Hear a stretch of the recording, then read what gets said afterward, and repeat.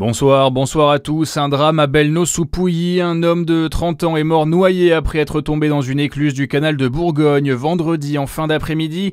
Selon le bien public, l'homme se baladait avec deux amis le long du canal lorsqu'il a fait cette chute de 2 mètres dans l'écluse numéro 7. Un de ses amis aurait alors appelé les secours. Arrivés sur place, ils n'ont cependant pas réussi à réanimer la victime. L'origine de la chute serait accidentelle, comme l'hypothèse retenue par l'enquête, a confirmé le procureur adjoint de la République de Dijon au journal.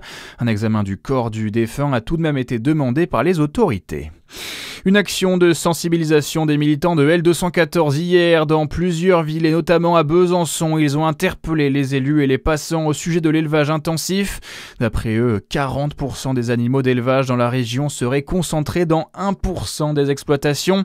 Ils demandent notamment de réduire de moitié le nombre d'animaux abattus par an et d'améliorer les conditions d'élevage des animaux.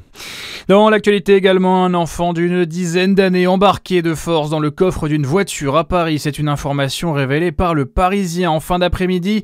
2 personnes auraient signalé avoir assisté à l'enlèvement d'un enfant vendredi soir dans le 18e arrondissement. Mais ce dimanche soir, aucun enfant n'a encore été signalé disparu ni retrouvé. La brigade de protection des mineurs a été saisie de l'affaire.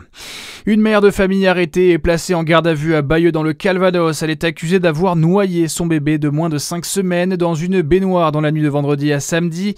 Âgée de 31 ans, elle doit être présentée aujourd'hui à un juge d'instruction en vue de sa mise en examen pour meurtre sur mineur de moins de 15 ans.